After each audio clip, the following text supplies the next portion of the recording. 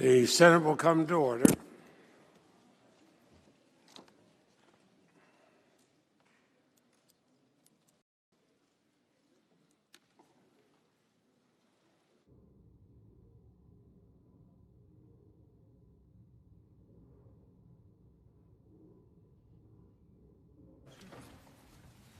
Thank you, Mr. President. Mr. Castro will now return to address the harm visited upon America's national security by these events and the damage to our international reputation.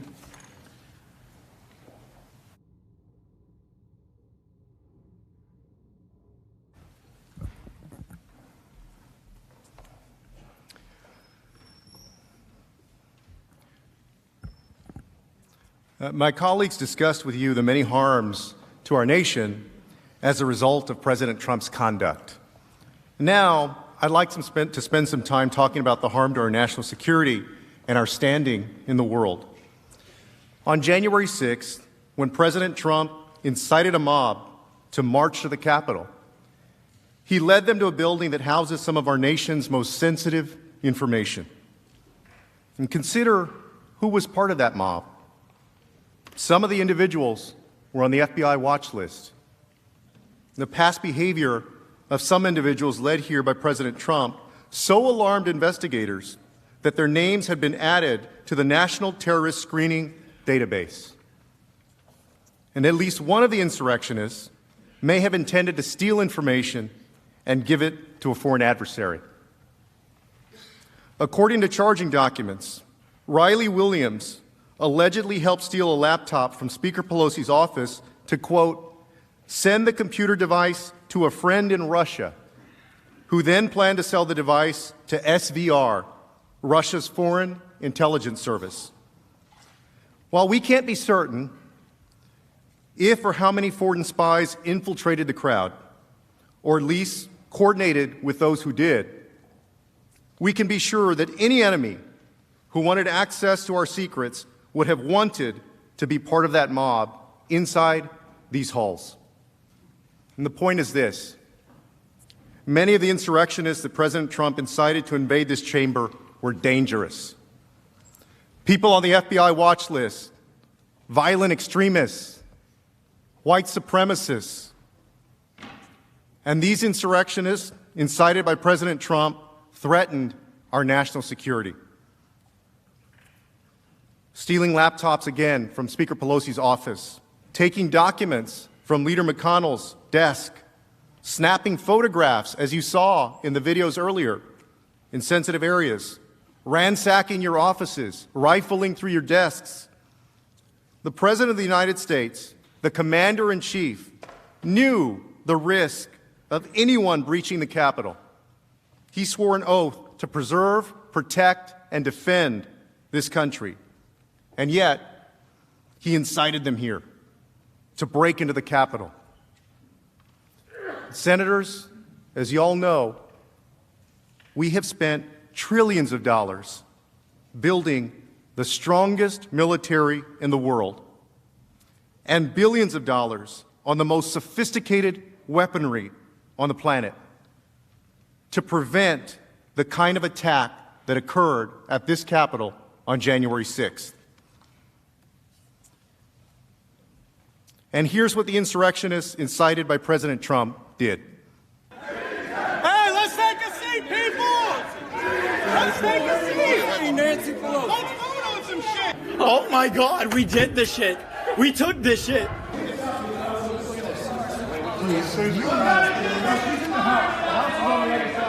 want to just get a snap of that. Yeah, I took a picture.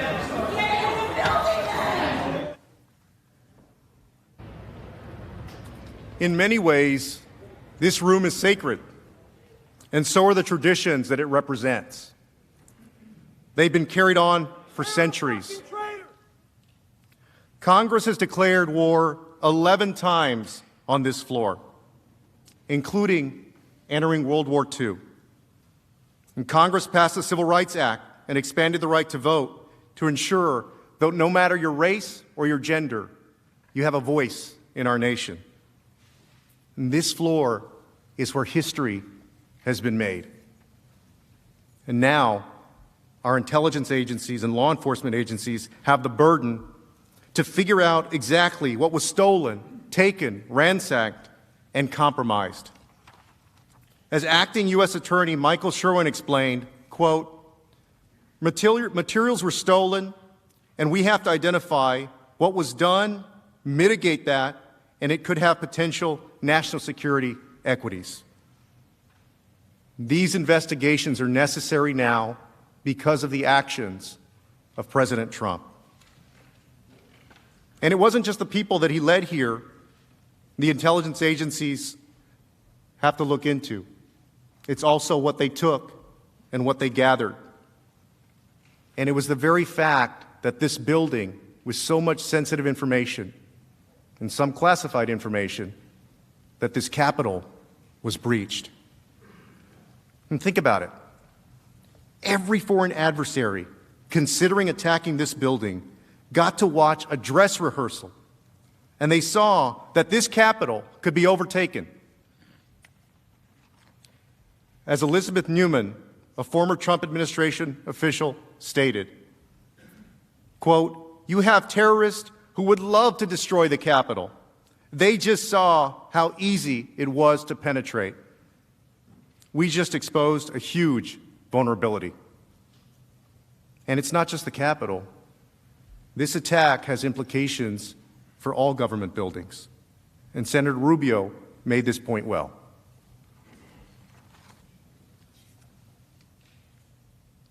If you're a terrorist right now, you're sitting out there watching this, you're saying to yourself, hey, it's not that hard to get into the Capitol. Maybe that's not hard to get into the White House or the Supreme Court building or somewhere else.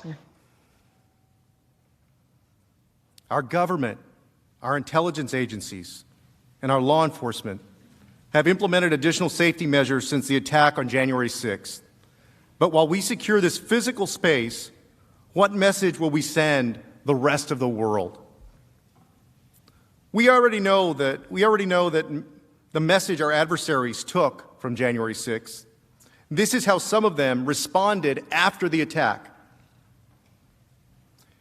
Quote, "For America's adversaries, there was no greater proof of the fallibility of Western democracy than the sight of the U.S. Capitol shrouded in smoke and besieged by a mob whipped up by their unwillingly outgoing president." And to make matters worse, our adversaries are even using the events of January 6th not only to denigrate America, but to justify their own anti-democratic behavior, calling America hypocritical. Here's what the Chinese government is saying.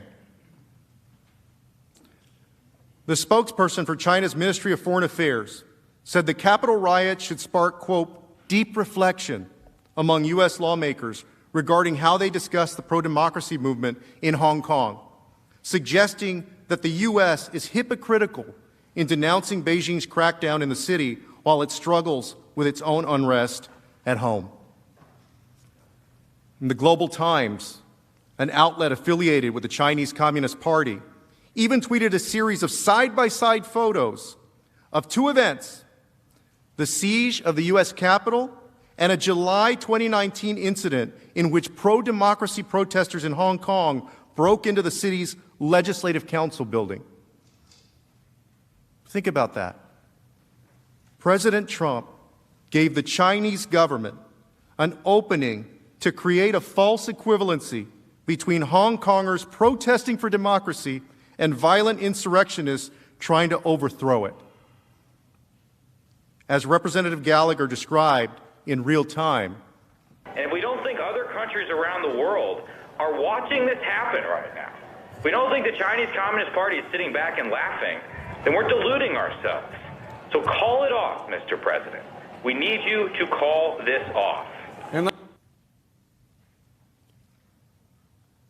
Russia has also seized on this violent attack against our government, decrying that democracy is, quote, over. The chairman of the Russian Upper House of Parliament's International Affairs Committee said, quote, "The celebration of democracy is over. This is, alas, actually the bottom.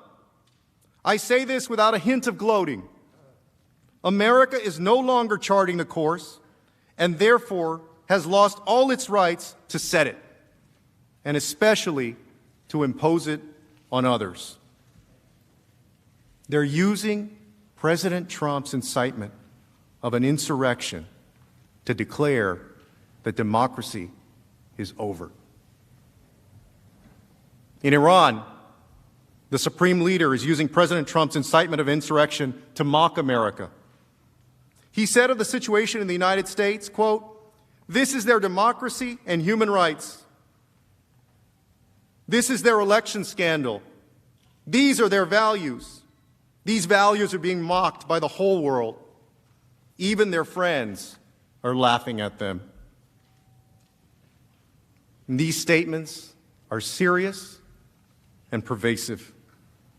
And according to a joint threat assessment bulletin from the Department of Homeland Security, the FBI, and 8 other law enforcement entities, quote, "Since the incident at the U.S. Capitol on January 6th, Russian, Iranian, and Chinese influence actors have seized the opportunity to amplify narratives in furtherance of their policy interests amid the presidential transition." We cannot let them use what happened on January 6th to define us, who we are, and what we stand for. We get to define ourselves by how we respond to the attack of January 6th. And some might be tempted to say and point out that our adversaries are always going to be critical of the United States. But following the insurrection on January 6th, even our allies are speaking up. Canadian Prime Minister Justin Trudeau said, quote, "What we witnessed was an assault on democracy by violent rioters, incited by the current president and other politicians. As shocking, deeply disturbing, and frankly saddening as that event remains, we have also seen this week that democracy is resilient in America, our closest ally and neighbor." The German foreign minister said, quote, "This closing of ranks begins with holding those accountable who are responsible for such escalations. That includes the violent rioters, and it also includes their instigators."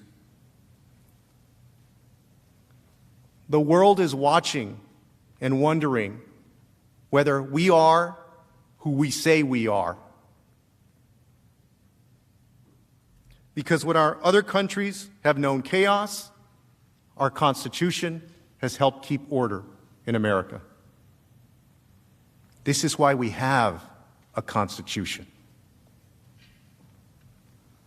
We must stand up for the rule of law, because the rule of law doesn't just stand up by itself. After the insurrection, my colleagues on the House Foreign Affairs Committee, the chairman and the ranking member, issued a bipartisan statement that said, quote, "America has always been a beacon of freedom to the world, proof that free and fair elections are achievable and that democracy works. But what happened at the Capitol today has scarred our reputation and has damaged our standing in the world. Today's violence, an inevitable result when leaders in positions of power misled the public, will certainly empower dictators and damage struggling democracies." And that's true. For generations, the United States has been a North Star in the world for freedom, democracy, and human rights, because America is not only a nation, for many, it's also an idea. It's the light that gives hope to people struggling for democracy in autocratic regimes, the light that inspires people fighting across the world for fundamental human rights, and the light that inspires us to believe in something larger than ourselves. And this trial is an opportunity to respond and to send a message back to the world. And I say this as somebody who loves my country, our country, just as all of you do. There is a lot of courage in this room. a lot of courage that has been demonstrated in the lives of the people in this room. Some folks have stood up for the civil rights of fellow Americans and risked their careers and their reputations, their livelihoods, and their safety, standing up for civil rights. Many members of Congress have risked their lives in service to our country, in uniform, fighting in the jungles of Vietnam, patrolling the mountains of Afghanistan. You served our country because you were willing to sacrifice to defend our nation as we know it and as the world knows it. And although most of you have traded in your uniform for public service, your country needs you one more time.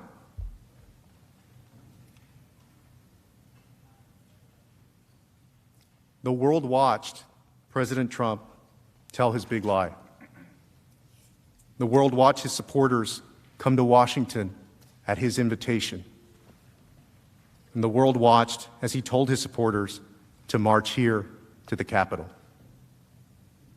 And President Trump, our commander-in-chief at the time, failed to take any action to defend us, as he utterly failed in his duty to preserve, protect, and defend. And now, the world is watching us, wondering whether our constitutional republic is going to respond the way it should, the way it's supposed to.